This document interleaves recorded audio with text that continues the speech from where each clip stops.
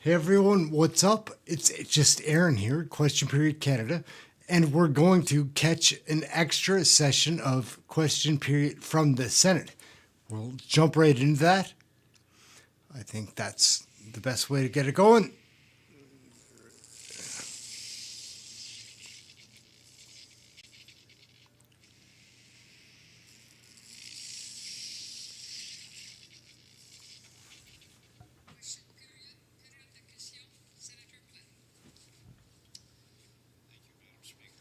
Leader, Prime Minister Trudeau and his government have often lectured Canadians that his carbon tax is necessary to change their behaviour. But it's never changed his behaviour, Leader. He's never had to worry about his personal finances or how much carbon tax is going to cost him. Never has, never will. It's just not him, though. This past summer, common sense Conservatives called upon Minister Guilbeault not to attend a meeting of the China Council for International Cooperation on Environment and Development. He flew to Beijing anyway. Yesterday, Brian Lilly reported that Minister Guilbeault's three-day visit in August to the world's largest emitter cost Canadian taxpayers at least $140,000. Leader, what was the full cost of this trip? How much money? Well, thank you for your question. I don't know the full cost of the trip, but I do know that what the minister was attempting to do, as any responsible minister seized with the mandate for climate change, is to engage with, as you correctly pointed out, the world's largest emitter. We have complicated relationships with China. Some members in this House have traveled to China and is seeking knowledge, if not indeed opportunities. And this country has tried to engage with China on commercial basis. Our farmers depend upon access to markets. And we've also been victimized by the aggression of China in our politics. The fact remains that we share this planet together. And the Minister of the Environment, in a government with a credible climate change policy, engaged with China as he and this government must if we're going to reduce the global warming that's threatening our very existence. Senator Plett. My question was, what was the cost, not what did he do there? The Trudeau government has refused to give Parliament information on Minister Guilbeault's current trip to Dubai. Clearly, you're not giving us anything today again. 8 long years, the Prime Minister said, we committed to set a higher bar for openness and transparency in Ottawa. Government and its information must be open by default. Leader, if that's the case, why is your government hiding the details of who Minister Guilbeault was meeting with in Dubai and the specific matters discussed? Why won't you provide details on the cost incurred by the minister? Where is the higher bar? Excuse me. Thank you for the question. Minister Guilbeault and the Government of Canada is engaged in the serious business, the responsible business of governing and of engaging within the world on important matters to Canadians, and it will continue to do so. Senator Housakos. He's really Senator Gold, slick, yesterday like on the floor of the time. United Nations, the Trudeau government embarrassed itself and the country by aligning itself with Russia, Iran, Turkey, and totalitarian Beijing in handcuffing Israel from its legitimate right to defend its territory and its people by supporting a ceasefire motion that doesn't say a single word, doesn't once call out the totalitarian terrorist regime called Hamas. My question, Senator Gold, in your view, as government leader, as representative of the government, is this something you recommended to the Prime Minister and this government to do? And in your view, do you support this motion? Put a lot on Gold there. Normally one thanks one for the question, but I'm not going to thank you for the question. Yeah. I support Canada's position in the Middle East, a long-standing position of all governments, to a two-state solution so that Israelis and Palestinians can live in peace and security. Let me read to you from the joint statement that the Prime Minister made with our democratic allies in the Five Eyes, Australia and New Zealand. We unequivocally condemn Hamas's terror attacks on Israel, the appalling loss of life, the heinous acts of violence perpetrated in those attacks, including sexual violence. We condemn Hamas's unacceptable treatment of hostages and call for the immediate and unconditional release of all remaining hostages. With regard to the idea of a ceasefire, this is what the Prime Minister said with his allies. We want to see this pause resumed and support urgent international efforts towards a sustainable ceasefire. This cannot be one-sided.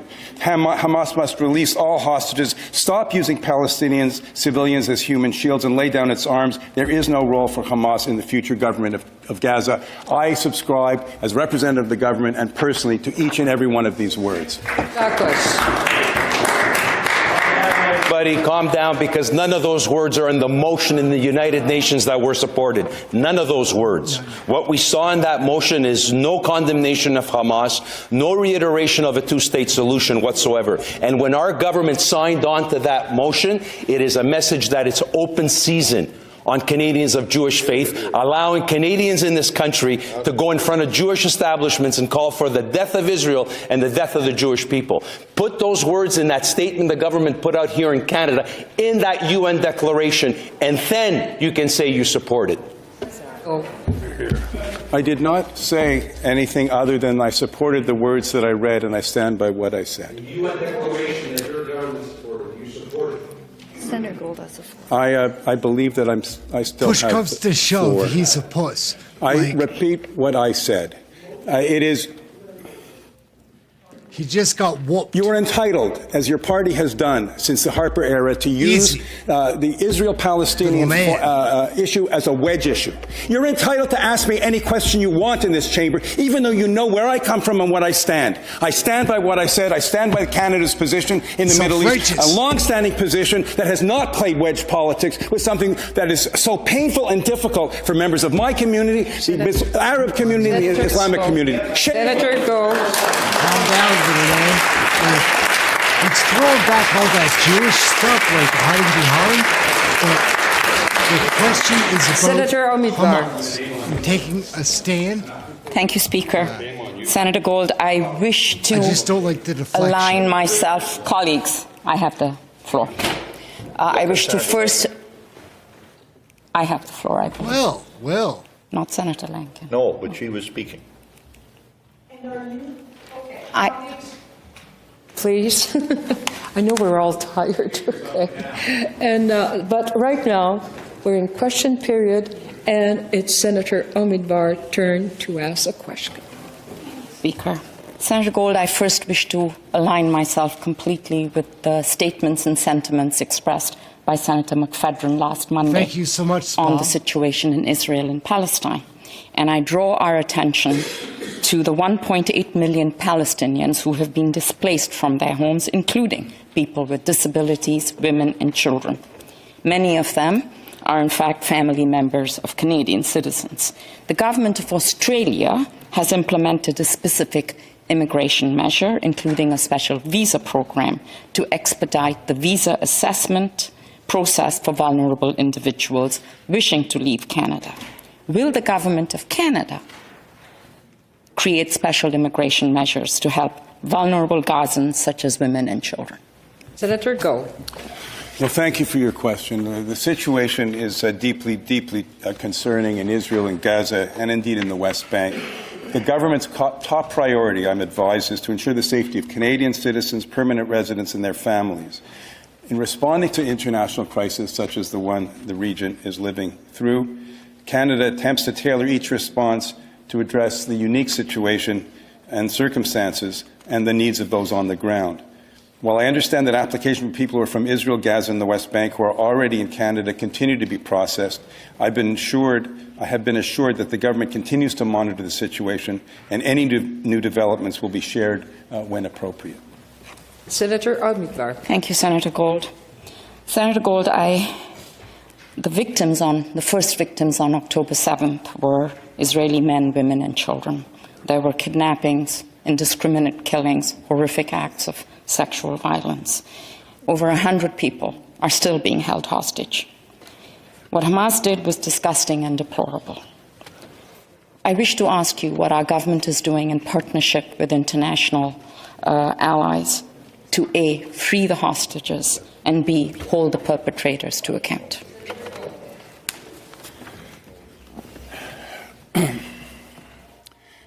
Canada is working with its democratic allies, including the United States, where it really matters, and to continue to put pressure on Hamas to unequivocally condemn them and to hope that all hostages are released safely and quickly.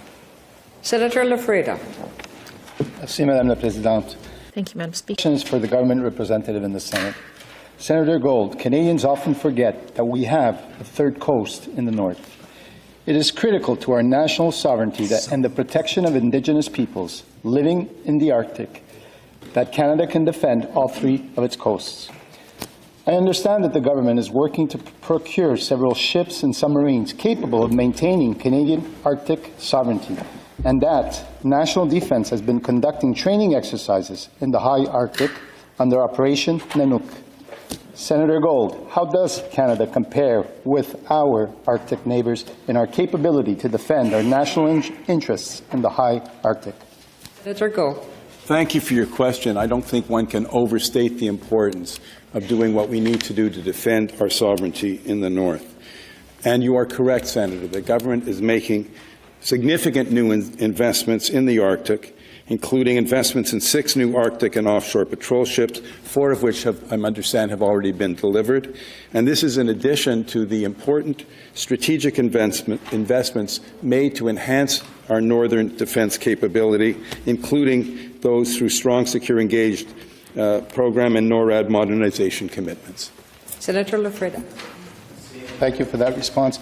The United States is one of Canada's closest allies and a fellow member of the Arctic Council. It is essential for Canadian Arctic sovereignty that we are on the same page as our allies and work together to promote peace in the high north.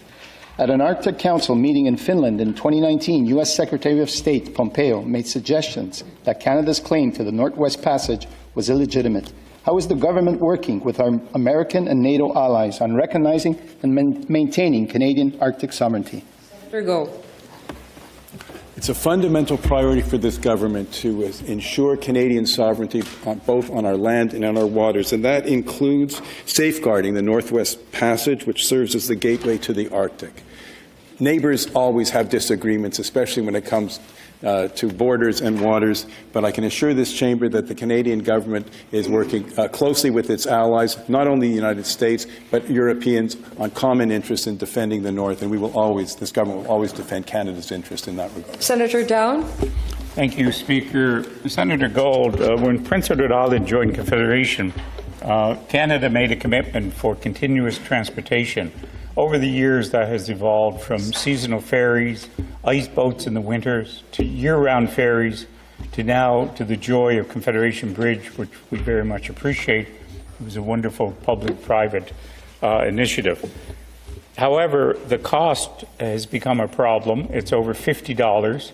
It became more of a problem when the government changed the long-time user infrastructure policy that required tolls in federally owned bridges when the Champlain Bridge was constructed.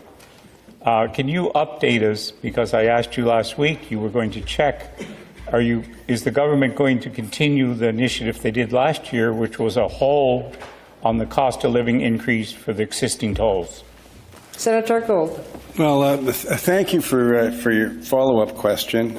You are a persistent fellow, if I may quote you in a different context. But unfortunately, no, I don't have any further information, though I did make inquiries, Senator Down, and I fully hope that if and when there are, I hope any announcements in that regard will be forthcoming as soon as possible. Senator Down. In the spirit of the season, I'm trying to be persistent without being aggressive. So let me word the follow-up question this way. The Government of Canada, the Minister of Transport within the last year wrote the Government of Prince Edward Island indicating they would like to set up a joint committee between the federal government and the provincial government on how they can look towards the final solution of eliminating tolls. Can you give us an update if that committee has been set up, and if not, can you find out when it's going to be active? Senator Gold. Well, I don't have an update on that, but thank you for the question. I'll certainly make inquiries. Senator Atulajan. Thank you, Speaker. Senator Gold, I have in my possession an email that was sent by John In a bikini. Hannaford, Clerk of the Privy Council and Secretary to the Cabinet to federal employees. Mr. Hannaford reports directly to the Prime Minister, and the email concerns the events of October 7th in Israel and the conflict between Israel and Hamas and the subsequent rise in hate-motivated incidents in Canada. Senator Gold, this email is far from neutral or inclusive. Is this a standard practice for your government to send to its employees such an email? Senator Gold. I'm not aware of the Lot of contents of empty the email, seats. Senator, so I certainly can't comment on it. And so I really, I don't know what else to say. I simply don't know what you're referring to. Senator Atulajan. Senator Gold, sadly, in the world we live in, there are countless territorial and religious conflicts, civil wars, or even political polarization across the globe. However, we are fortunate to live in a democratic country where we are free to practice the religion of our choice and voice our opinions. Will it become standard practice for the Clerk of the Privy Council to direct employees to do or not do something in the context of those different conflicts? Senator Gold. I understand why her question is confusing. Senator, He'll be confused. I'm weird at a question loss she to asked. respond. I don't know what the content of the email Yeah. is. I simply cannot. You were asking me to Kinda. comment on something get it. in, I like to both in pick on ignorance and Gold, in the abstract, but and with the greatest of that respect. question was and you know I pretty have it for hard you. to answer. I can't answer that, but I'd be happy to discuss. If you'd share this with me on another occasion, I'll certainly do my best to understand your concerns and see what we can do together. Senator Martin. Yes, my question for the government leader concerns the procurement strategy for Indigenous business, which sets aside procurement opportunities for Indigenous businesses. On Monday, it was reported that 2 IT firms which received millions of dollars for the ArriveCan app, Coradix and Dalian, were never audited to ensure they complied with this program from which they have regularly benefited. The Trudeau government admits it only requested Indigenous Services Canada audits on these 2 firms after the Globe and Mail asked if they met the program's requirements to support Indigenous entrepreneurs. So, Leader, could you tell us why your government never checked to see if these firms complied with the terms of this program? Senator Gold.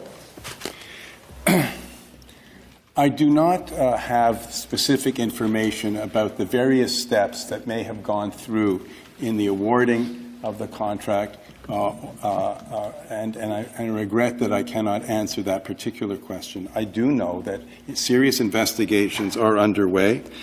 Contracts have been suspended.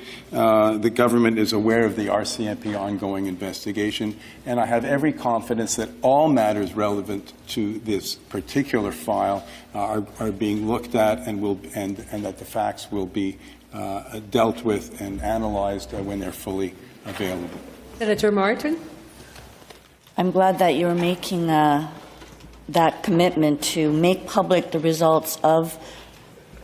Okay, well, I'm asking for you to make a commitment on the results of the audit. I think I'm hearing what I want to hear, because it is important. It is important that we get to the bottom of what has happened. And the CEO of the National Aboriginal Capital Corporations Association told the Globe and Mail that they've been hearing talking points and they haven't seen the reporting, and they'd like to see the results of the audit made public. Senator Gold. Well, Senator, let me say simply this, that programs to benefit and empower Indigenous business organizations, individuals, are fundamentally important. It is wrong, categorically wrong, if those are exploited or taken advantage of and not for the benefit of those to whom the program was designed, and the government will take that very seriously. Senator Duncan. Thank you, Madam Speaker. And my question is for Senator Gold, government representative in the Senate.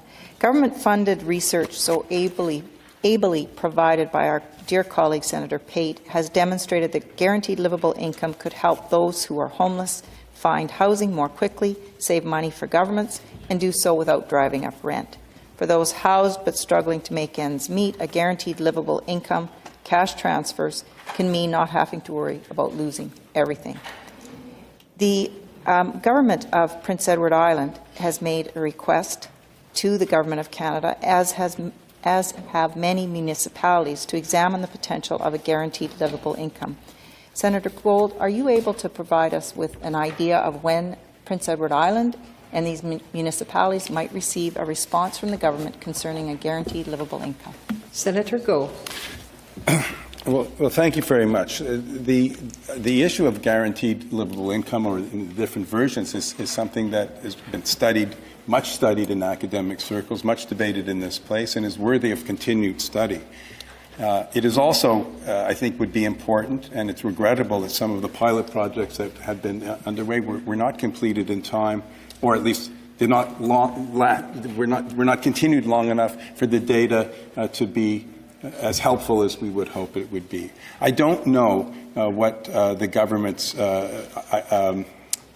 I can't answer your question about the response, but I would encourage municipalities, provinces, indeed, think tanks, and this institution to continue to look at it. It is an attractive approach to address poverty and the lack of dignity that so many people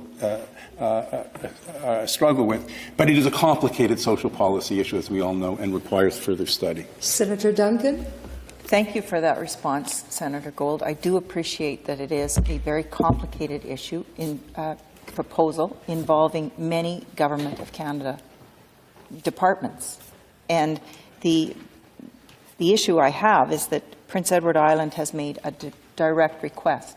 The Government of Yukon has a guaranteed livable income in putting people first strategy.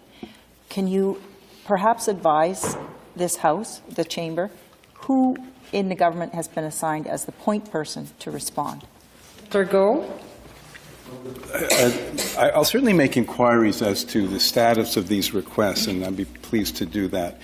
This is a program that engages not only the federal government, of course, territorial governments and provincial governments, and indeed municipalities. If we are going to take a proper, comprehensive look at all the supports that we try to provide to people in need, and how we could how those might be affected by some new policy. Senator Pettit. My question is to the Leader of the Government in the Senate. Senator Gold, approximately 72,000 Canadians make their living directly from fishing and related activities. In fact, in 2021, Canada's commercial marine fisheries were valued at $4.6 billion. However, a recent report from the Auditor General found that Fisheries and Oceans Canada remains unable to collect catch data. According to the AG, without dependable and timely catch data, the Department does not have the important information it needs to support the sustainable management of fisheries, and it runs the risk that fish stocks are overexploited. Senator Gold, how is the government planning to address this serious issue? Senator Gold. Well, it is a serious issue, and I thank you for the question. The government thanks the Commissioner for the important work he does and agrees with all the recommendations in the report.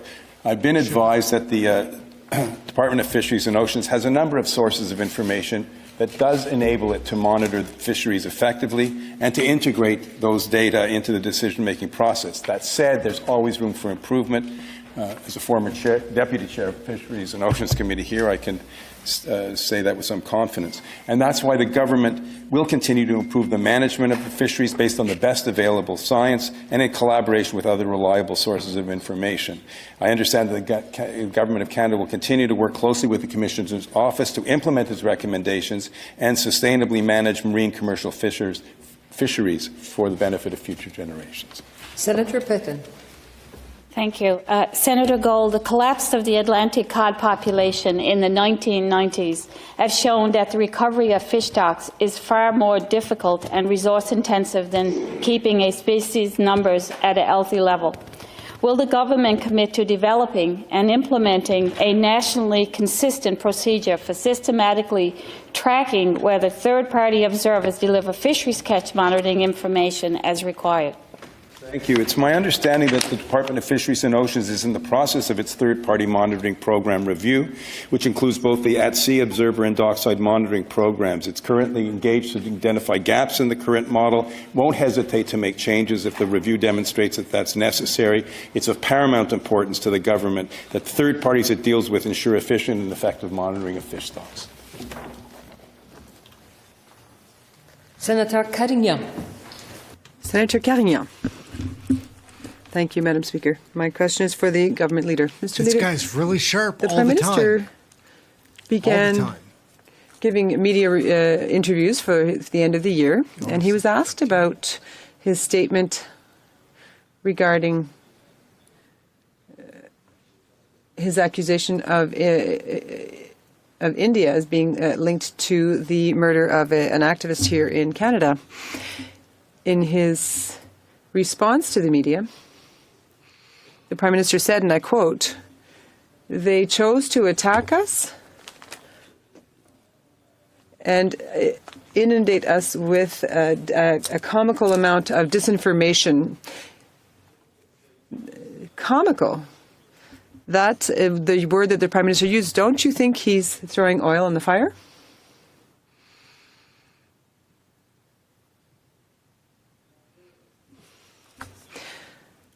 Senator Gold, the proof and the information that the Prime Minister shared with Canadians with respect to India's involvement in the assassination of community Sikh leader Hardeep Singh Nijjar, sadly,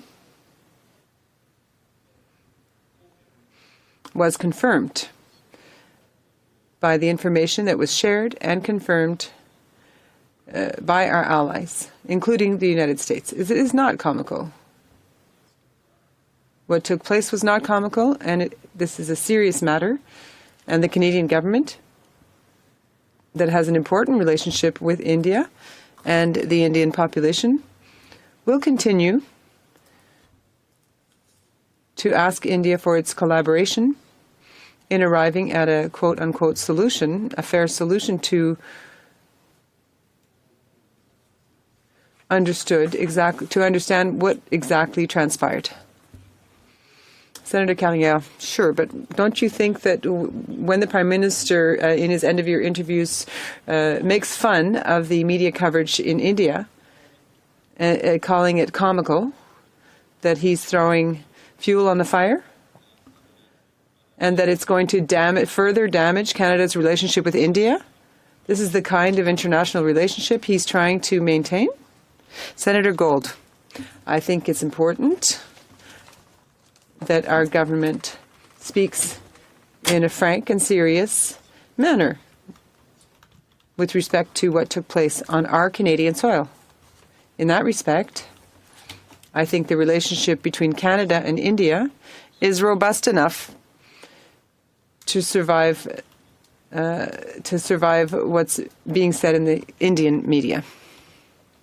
Just over a year ago, CEO Megan Nichols of the Mississauga Food Bank gave an interview with Global News where she said she received phone calls from food bank clients seeking help with assisted suicide.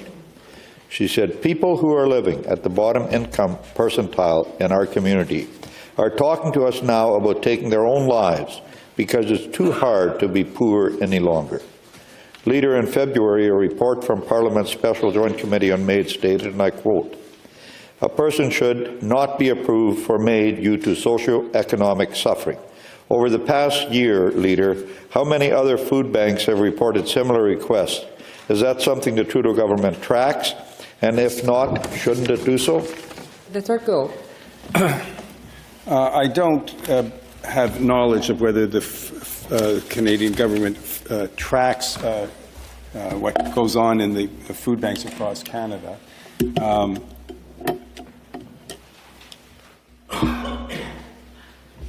You raise a number of important issues, the people that are suffering. You don't get this in the comments, though. The government has put into place a hotline for those who are having suicidal Hotline's not ideations. gonna The do it. government is providing assistance, as are communities. not-for-profits, provinces, municipalities, to address the growing food insecurity crisis too many Canadians face. And there is, of course, a process, joint parliamentary committee that's addressing the issue of medical assistance in dying, as we know. All I can say is you've raised a number of troubling matters that are facing Canadians, and we all have a responsibility, I think, not only to show our compassion for them, but to do what we can to alleviate those challenges. Senator Platt? Health Canada recently reported, and I quote, "The annual growth rate in MAID provisions has been steady over the past 6 years, with an average growth rate of 31.1%. from 2019 to 2022. Leader, can you explain why Health Canada calls annual MAID increases over 30% in just a few years steady growth? Isn't that more than steady growth? Senator Gold? What's this? I must be missing something. I'm really not understanding sort of what lies behind the question. I mean, those who are suffering intolerably from pain and are taking advantage of laws that we've passed in this place to alleviate human suffering, and each and every one of them is a precious life. Each and every one of them is a decision that they made in the full dignity and autonomy of their lives, and I hope surrounded by loving family and friends and support. So honestly, Senator Platt, I just don't understand really what you're asking or why you're asking it. Thank you, honourable senators. The time for question period has elapsed. That question, delayed answers. Réponse différée. That question Ordre du deserves jour. a second look, which we might do. Like, I don't know. They're getting ready for Christmas break. There's a comments question period tomorrow morning, which we'll cover. Can't wait. I think we're going to do that one on time and actually maybe cover the leading up point where they're just giving statements, because there's a lot of interesting statements and, you know, groundbreaking politicians are trying to make their mark. Sometimes it's interesting, but I don't know where we're going to go from here. Over the Christmas break, we're going to develop some ideas and formats to do that make the most sense for what I think we can do, which I think what we can do is get the message out to other Canadians that it's a time of necessary change. And like, I'm not like a conservative or a liberal or what, I'm just a concerned voter that cares about the people that I see at the grocery store, that I drive around in traffic with, that I'm working with, like talk to the phone with or on. And it's not good. Like lately, it has not been. Like, when I say lately, like 4 or 5 years, it's been on a very steep decline. And I know that it's bad all over the developed world, but it's worse here than other places. And that doesn't make sense because our people are strong, our resources are many, but then why? Then it's our leadership. And hopefully we'll take a turnaround by the next election. Unfortunately, we're going to have to wait until that next election. I keep saying this coalition's going to break down. It's not going to. The NDP has no backbone. If they did, they would have stood up by now, but they don't. So, on a happier note, I'm Ehren. We had a great time watching Question Period from the Senate. Those are always interesting. We'll catch you next time. Try to stay warm. Remember to have something healthy to eat. That's it. We'll catch you next video. We're out for now. Catch you next time.